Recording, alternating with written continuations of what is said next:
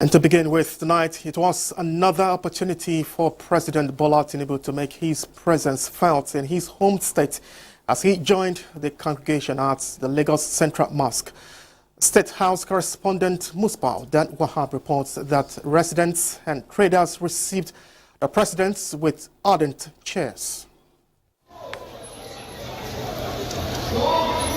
Idumota Market stood still for these moments as President Bola Tinubu arrived at the Lagos Central Mosque. The father of New Lagos was around, but the first target was to join the congregation for the Juma prayer. Chief Imam Suleiman Abunala was already in the act, admonishing Muslims on discipline, justice and kindness in their daily life and in their society.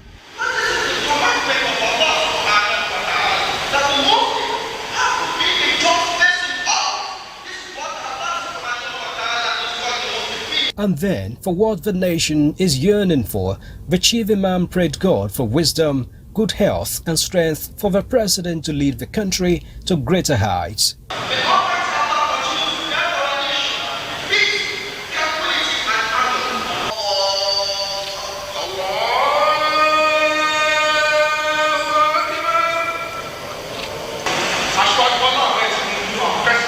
Here, President Tinubu spoke through the Lagos State Deputy Governor Femi Hamzat, calling for patience, support and prayers while his government continues the turnaround of the country. But outside the mosque, Lagosians waited in their number to catch a glimpse of their president. And the man of the people returned the love generously. In Lagos, Musbah Dan Wahab, NTA News.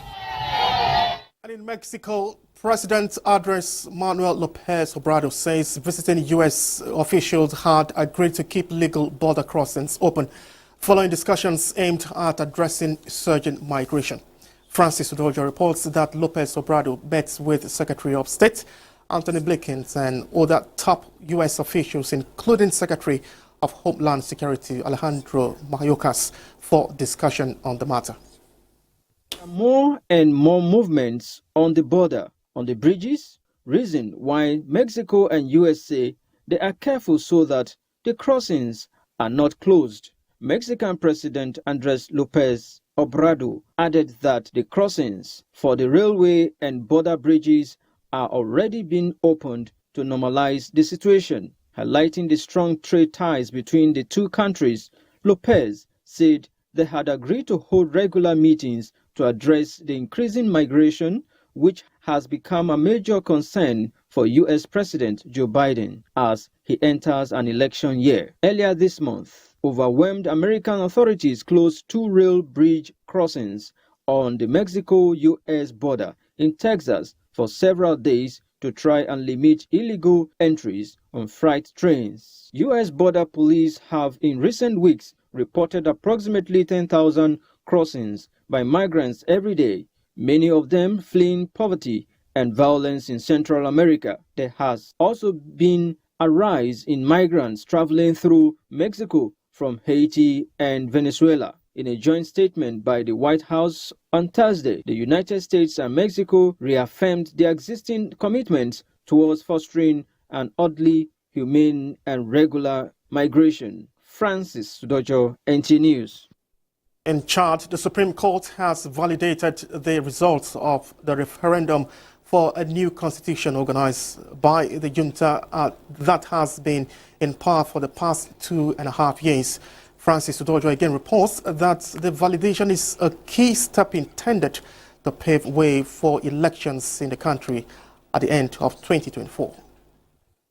President of the Supreme Court said the final results of the court validation indicates that the yes side won with 85.90% of the vote, while the no side won 14.10% with a turnout of 62.8%. For some members of the opposition and civil society, the result of this ballot resembles a referendum designed to pave way for the election of the transitional president, General Mahamat Idris Deby Itno.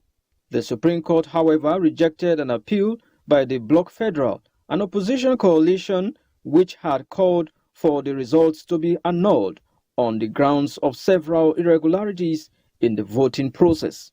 The opposition, which had widely called for a boycott, said the new constitutional text is not very different from the one already in force and still gives great power to the head of state. Muhammad Tebi was proclaimed transitional president by the army on April 20, 2021, at the head of a junta of 15 generals, following the death of his father, Idris Deby Into, who was killed by rebels on his way to the war front. Francis Udocho, NTA News.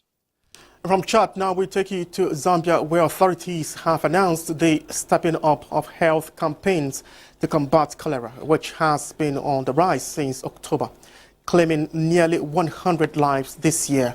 That country's Ministry of Health, Sylvia Maseko, called for more drastic hygiene measures in household, and her counterpart in charge of water, Mike Pocher, said chlorine would be more widely distributed to disinfect contaminated water in regions most affected by cholera. The Minister of Health says 5 deaths and 111 new cases of contamination were recorded in 24 hours,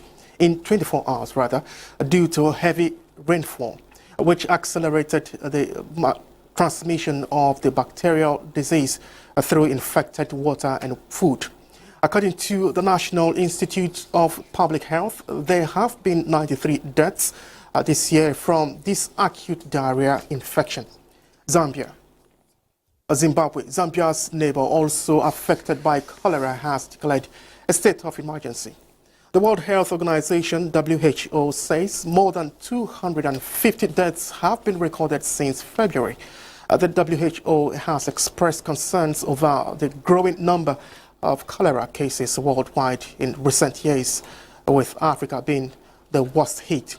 The number of reported cholera cases has more than doubled from 223,370 in 2021 to 447 in 2023. The number of reported cases has, in 2023, there are already over 580,000 cases in September, according to the United Nations Agency. And our President Bola Tinubu has been commended for aligning with the Sustainable Development Goals for Global Peace and Development. FCT Permanent Secretary Olushade Adeshola gave the commendation at the United Nations Peace Volunteer Celebration in Abuja. Onozie Yakubu reports that the United Nations Global Peace Diplomat Award was conferred on the Permanent Secretary. The FCTA Permanent Secretary Olushade Adeshola says aligning with the Sustainable Development Goals for Global Peace and Development is a good omen for the country and a well-thought-out initiative of the federal government. The Global Peace Ambassador Award was conferred on the FCTA Permanent Secretary for his efforts at promoting peaceful and inclusive society. Joy and accomplishment. You know, in the hierarchy of needs of humans, once you satisfy your need for food, shelter, and clothing, you look for recognition. When your effort is appreciated, it makes you feel happy. To be invited by this United Nations International Organization for Volunteers to appreciate the little effort we made to government and to governance is indeed a worthy cause.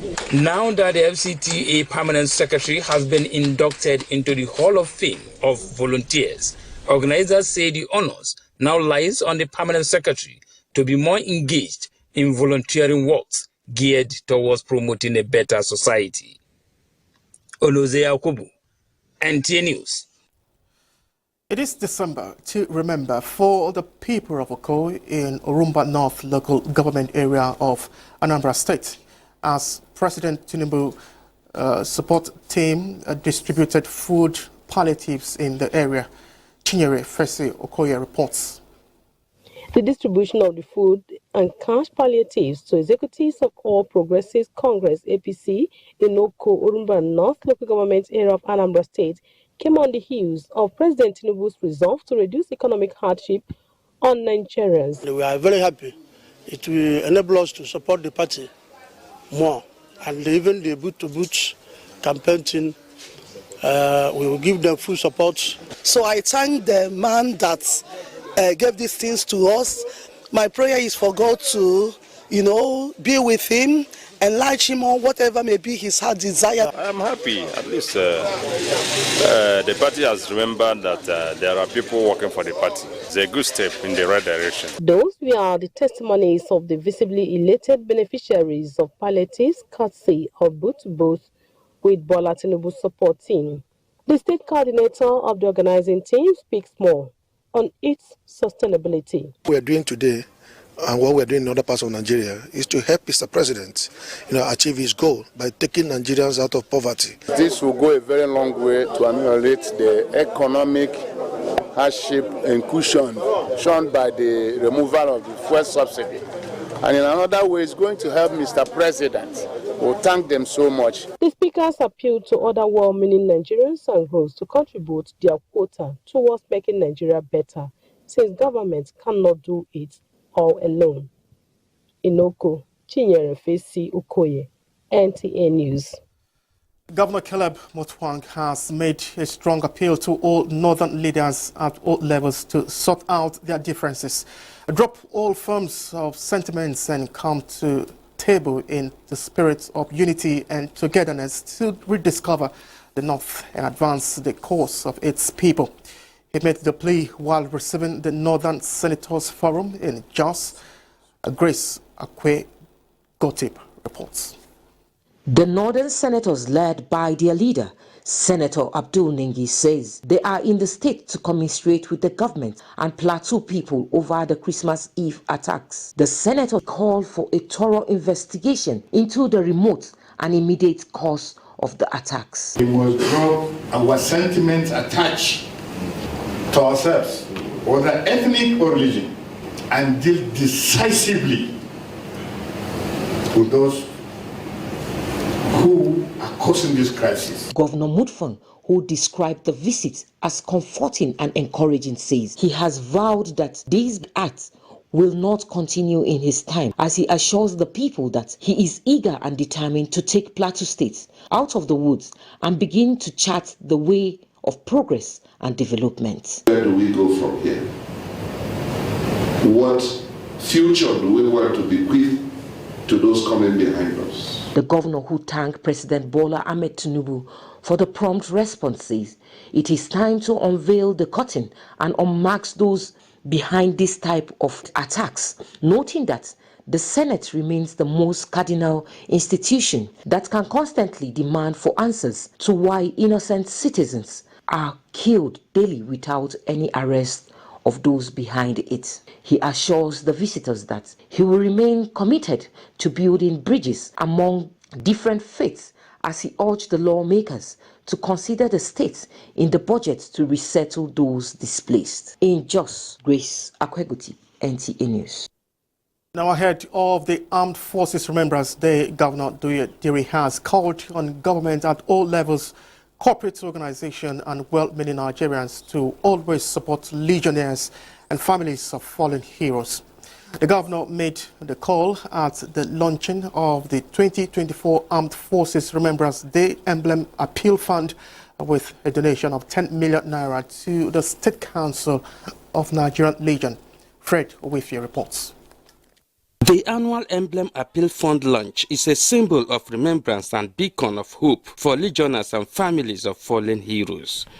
Launching the Appeal Fund, Governor Diri commended the efforts of the military in addressing ethnic and religious crises in parts of the country. Apart from launching the Appeal Fund with a sum of 10 million naira, the governor also approved upward review of their monthly stipends of 500,000 naira to 1 million naira. To know the importance of this day, if you have a father, a brother who was in the military, and all they have done and they are no more today, you will appreciate it. The friends, and I'm sure that we will all donate handsomely towards the launch of this emblem.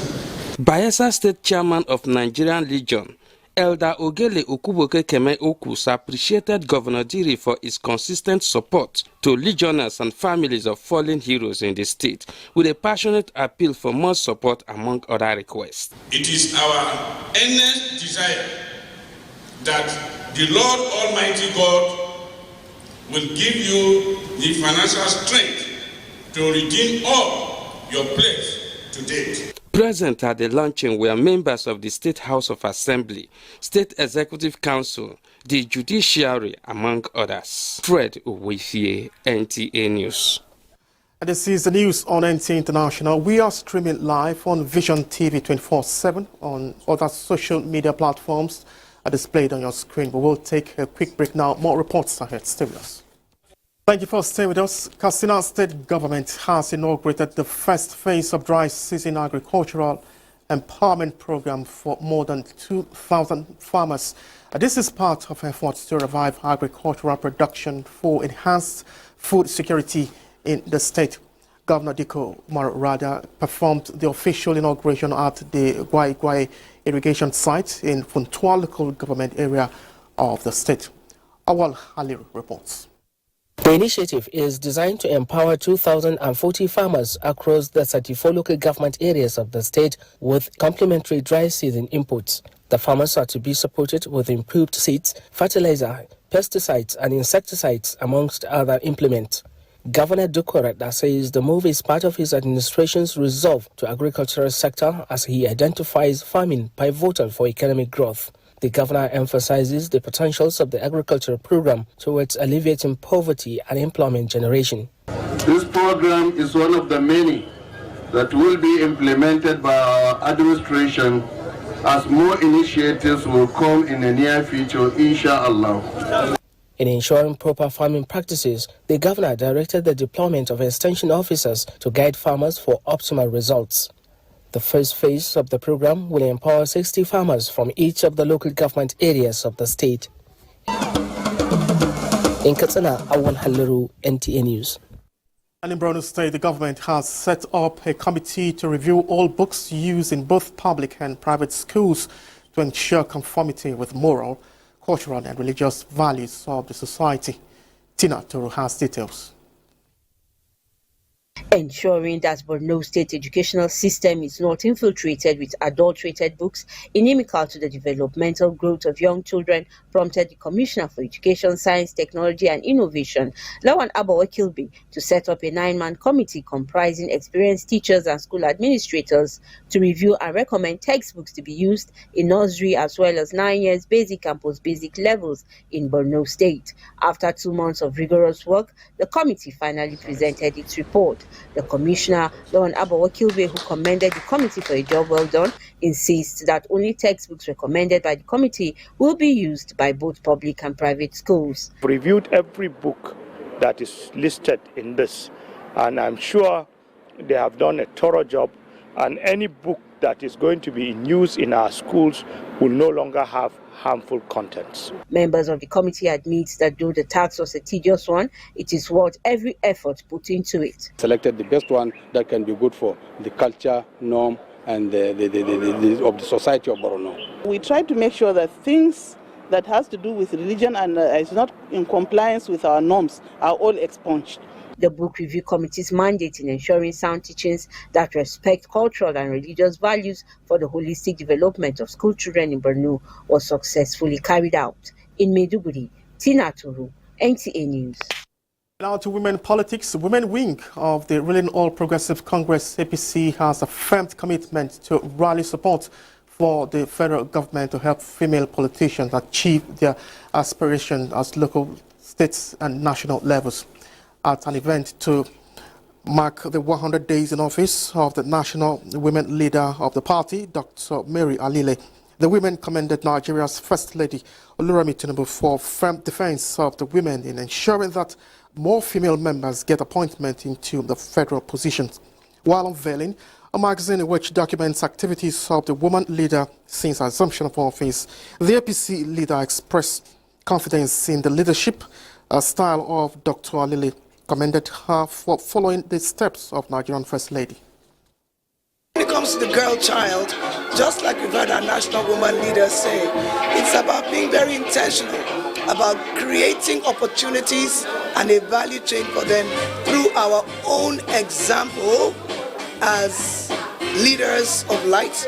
They call her capacity, and she has come and has brought a lot of reforms, a lot of innovations into the women's wing of the APC. The woman leader is optimistic that the first 4 years of President Tinubu's administration will set a new tune of gender equality for women at all levels. Together we are building a future where women are empowered, where their achievements are celebrated, and where their potentials know no bound. As I flip through the pages of this magazine that is going to be launched, that is going to be unveiled today, I am reminded of the incredible journey we have embarked upon. Mary Alile assumed office as the national woman leader of the party following the appointment of the former leader as Minister of the Federal Republic of Nigeria. Now, for updates on stories making headlines in the sporting world, let's join Olumide Oguntola on sports updates. The Minister of Sports Development, John Eno, says his ministry will develop sport for business, leisure, fitness, as well as reintroduce National School Sports Festival in the country. The minister stated this during the maiden edition of John Owan Eno Cross River Tennis Open Tournament won by Charles Olom in Calabar. There's an 8-year-old boy that is a talent and that needs to be encouraged. And the old man who is 87 years old. The government of Cross River State, we are going to leverage on that. In football, 23 goals, 9 wins, 1 draw, 1 away win, 5 clean sheets. What a clinical way to end the year 2023 fixtures of the Nigerian Premier League. Of particular note is the performance of former African champions, the People's Elephant, Enyimba Football Club of Aba, that defeated Bayelsa United 2-1 in an away encounter. The club is the second to record 2 away wins in the league this season, with the victory against Bayelsa United as the 8th away win in the league this season. Still of football, Super Eagles head coach Jose Peseiro has his eyes fixed on winning next year's Nations Cup in January. This was his reason for signing a new short deal after his previous contract with the Nigerian Football Federation expired in June this year. In boxing, the basics of boxing as explained in a 3-day lectures delivered by renowned Belgian referee George Daniel Van de Willy played out during a boxing show sanctioned by the Nigerian Boxing Board of Control, tagged Battle of the Ages Season 5, 6th edition of the last boxing promotion. A lot of fights are not evenly matched, so there has a lot of work to do by the promoters and by the commission. We need sponsor to continue that kind of thing. It's not easy. It's not be easy. So we need sponsor to come in.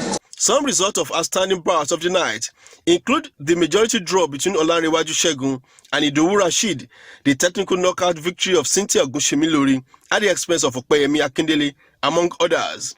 With sports update, Olumide Oguntola, NTA News.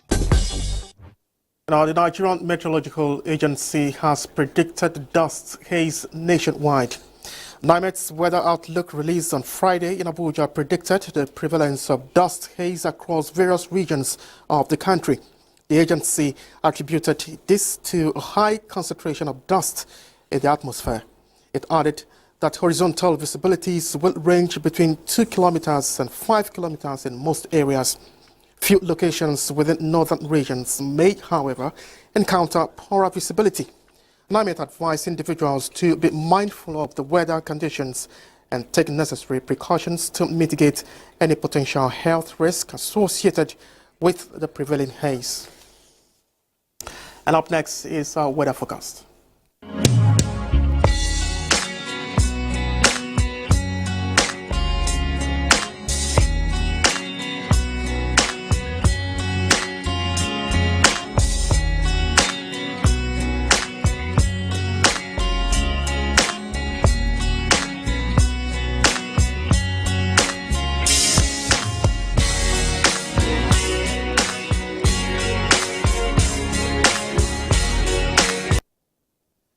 Many thanks for watching. I am Charles Alpha. My sign language interpreter has been John Bamidele. Many thanks for staying with us.